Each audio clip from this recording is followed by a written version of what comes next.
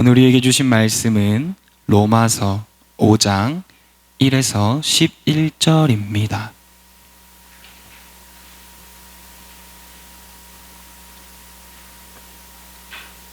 할렐루야. 이 새벽 하나님과의 깊은 교제와 하나님의 은혜를 누리며 나아가는 저와 여러분이 되길 소망합니다. 로마서는 신약 전체의 4분의 1에 해당하는 13개의 바울 서신 중 하나입니다. 13개의 바울 서신 중 가장 긴 서신이 바로 로마서입니다. 서신들의 배열의 순서는 그 서신이 기록된 순서에 따라서 기록된 것이 아닙니다. 서신의 길이와 중요도에 따라서 배열되어 있습니다. 바울 서신 가운데 로마서가 제일 처음에 등장하는 이유는 로마서가 가장 먼저 기록되었기 때문이 아니라 로마서가 가장 길고 중요하기 때문에 그렇습니다. 그렇기에 바울 서신의 가장 마지막인 빌레몬서는 한 장으로 기록되어 있는 것을 우리가 볼 수 있습니다. 오늘은 이 13개의 바울 서신 중 로마서를 살펴보려고 합니다. 로마서는 서신서입니다. 다른 말로 하면 편지이죠.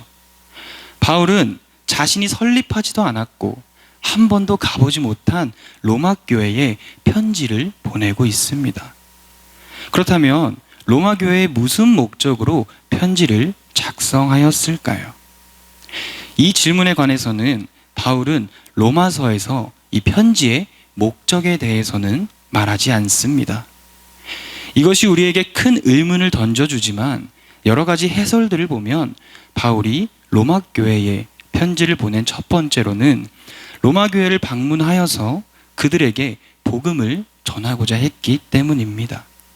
또 둘째로는 로마 교회를 방문하고자 한 것은 자신을 이방인의 사도로 부르신 하나님의 소명을 다하기 위함이었다라고도 할 수 있죠.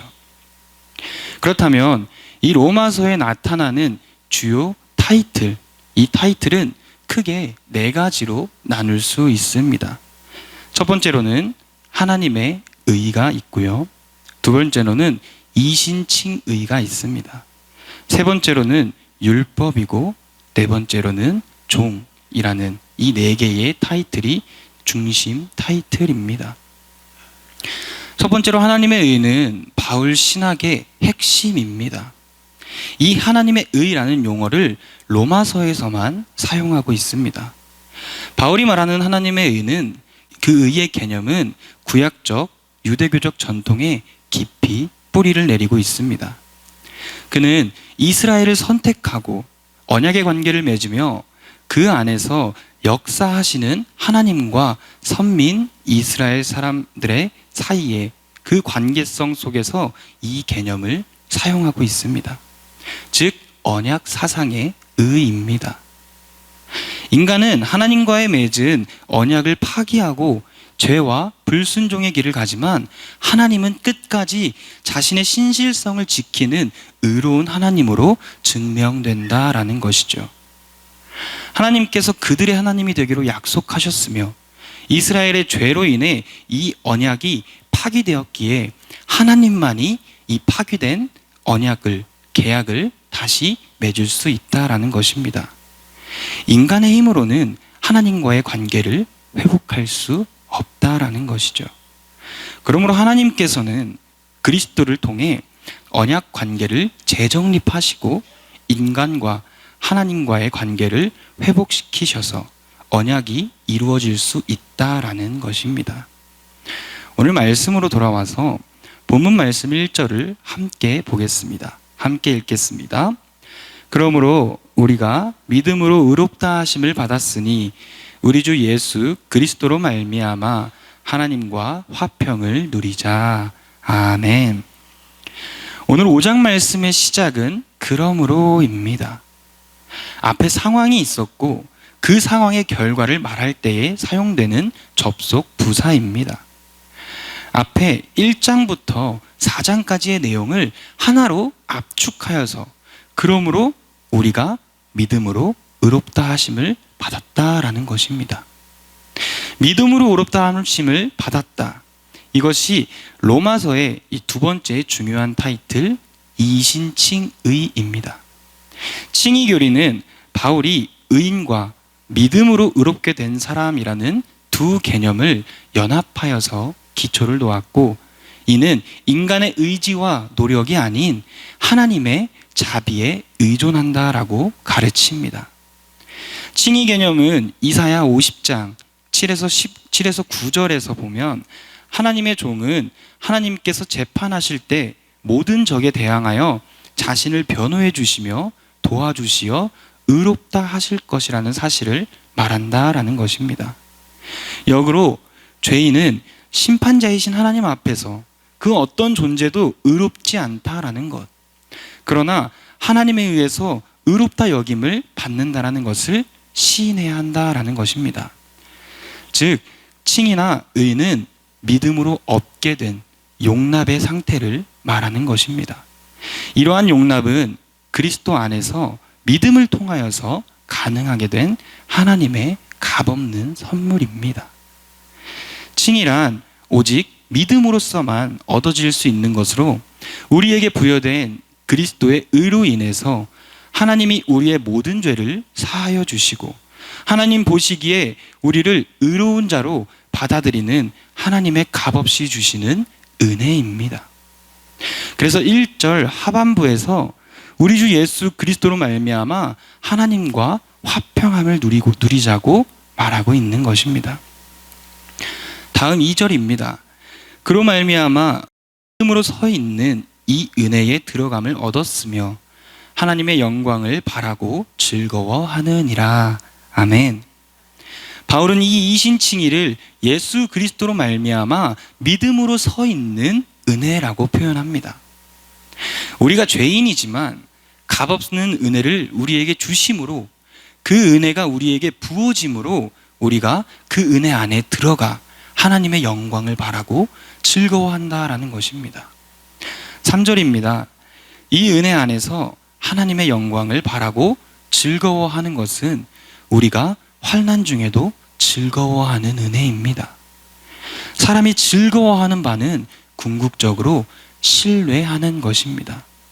무엇을 신뢰하는가 하면 이 환난과 고난이 소망에게로 인도한다라는 것. 하나님의 사역 가운데에 즐거움만 있는 것이 아니라 환난과 고난이 있습니다.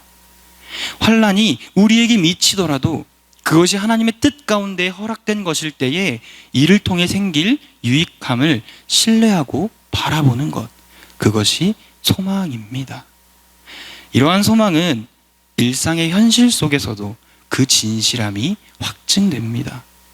성령을 선물로 받는다는 것, 그것은 그리스도 안에서 체험한 하나님의 사랑이 이 성령을 통해서 우리에게 부어진다는 것입니다. 그래서 그리스도인의 삶에 그 사랑이 중심이 되는 것입니다. 계속해서 말씀을 보겠습니다. 6절입니다.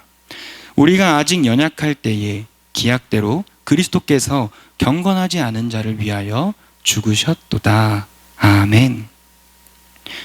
이는 앞에서 언급한 하나님의 사랑과 관련하여서 그 핵심적인 것을 이야기해주고 있습니다.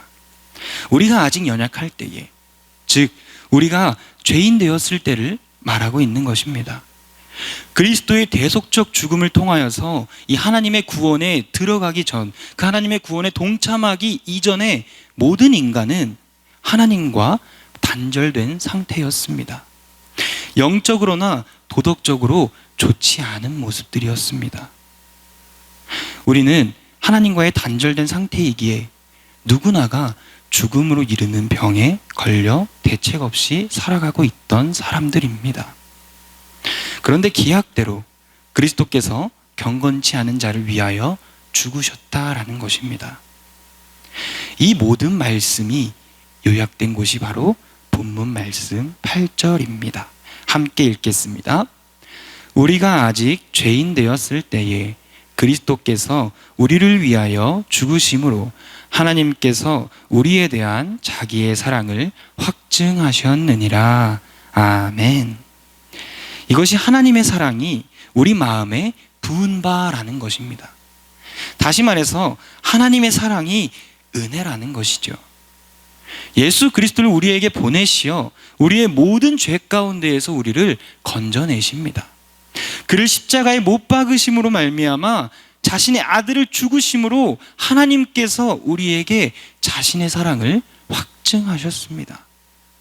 이 하나님의 사랑을 믿음으로써 우리가 이신칭의를 얻게 된다라는 것입니다. 이것을 믿음으로써 우리가 의롭다 일컬어지는 것입니다. 사랑하는 성도 여러분, 우리의 삶이 고달플 때, 우리의 삶이 고단할 때, 우리의 삶이 힘겨울 때 우리는 어떤 것을 의지하나요? 혹 우리의 믿음이 흔들리고 있진 않으신가요? 하나님, 왜 나에게 이런 시련을 주시나요? 하나님이 살아계시다면 어째서 세상에는 악한 것들이 넘쳐나고 있는 것일까요? 이렇게 믿음이 흔들리고 있진 않으신가요? 오늘 성경은 말하고 있습니다. 환난 중에도 즐거워하라. 환난은 인내를, 인내는 연단을, 연단은 소망을 이루는 줄 알미로다. 아멘. 예수 그리스도를 믿음으로, 그의 사랑을 믿음으로 우리가 하나님과 화평하게 된다면 우리의 환난은 사라지나요? 하나님을 믿으면 그때부터 우리의 고난은 끝이 되는 것인가요? 하나님 안에 거하면 우리의 삶이 앞으로 꽃길만 가득한 그런 삶을 살아가나요? 아니면 반대로 예수 그리스도를 믿어도 우리의 삶에 여전히 환난이 존재합니까? 문제가 존재하고 있습니까? 하나님의 사랑을 누리고 하나님과 화평하게 되고 예수 그리스도를 믿어도 우리의 삶에 환난과 고난, 문제는 그대로 있습니다. 우리가 생각할 때에 하나님께서 우리를 사랑하셨고 예수 그리스도가 죽으심으로 우리가 죄에서 자유를 얻게 되었다면 악한 것들은 사라져야 합니다. 그런데 우리는 우리의 삶에서 환난과 고난이 그대로 있습니다. 우리가 하나님을 믿음으로 누리는 은혜, 그 은혜의 핵심은 바로 오늘을 살아내는 은혜입니다. 오늘을 살아가는 은혜입니다. 우리는 계속해서 살아가야만 합니다. 사람을 만나고 사람들과 부딪히고 일을 하고 가정을 돌보아야만 합니다. 그 과정 속에서 회의감도 느끼고 절망감도 느끼고 좌절도 합니다. 현실을 마주하면 두려움이 올 때가 많습니다. 그런데 중요한 것은 그 환난이 오는데 우리가 환난 중에도 어떻게 한다라고 기록하고 있습니까? 즐거워한다라고 기록하고 있습니다. 성경을 잘 보셔야 합니다. 환난을 즐거워하는 것이 아닙니다. 환난 중에도 즐거워한다라는 것입니다. 환난을 즐거워할 수는 없습니다. 그러나 환난 중에도 즐거워할 수는 있습니다. 이 환난이 나를 죽이고 나를 괴롭히고 나를 망가뜨리고 나를 무너뜨리는 세상의 권리라고 생각하고 우리가 포기하지 않고 이 환난이 하나님 은혜 아래에서 진정한 평화, 하나님이 인도하시는 하나님의 손길이라고 생각하면 우리는 즐거워할 수 있습니다. 그래서 이 환난 중에서 즐거워하는 자를 통해서 그 믿음을 통해서 이 환난이 인내를 가져오는 것입니다. 그리고 우리가 어렵고 힘들지만 견디어서 그 인내를 가져오면, 그래서 우리가 참고 견디어낼 때 우리는 우리의 믿음은 더욱더 단단해질 수 있는 것입니다. 그것이 바로 연단입니다. 그 연단을 통해서 단단해진다면 이 연단은 소망을 이룬다라고 말하고 있습니다. 사랑하는 성도 여러분, 그 하나님의 사랑을 믿음으로 의롭다 하심을 받는 저와 여러분이 되길 소망합니다. 그로 말미암아 하나님과의 화평을 누리며 살아가는 저와 여러분이 되길 소망합니다. 우리가 아직 연약할 때에, 우리가 아직 죄인 되었을 때에 그리스도를 보내시어 우리의 죄를 위하여 죽으신 것이 하나님의 사랑임을, 하나님의 은혜임을 깨닫는 저와 여러분이 되길 소망합니다. 그 사랑과 그 은혜가 나를 살리었음을, 그리고 지금도 나를 살아가게 하고 있음을 믿으며 오늘을 살아내는 모든 선창의 가족들이 되시기를 축복합니다. 기도하겠습니다. 사랑으로 우리를 인도하시고 그 사랑으로 우리를 구원하여 주신 하나님의 은혜에 감사를 드립니다.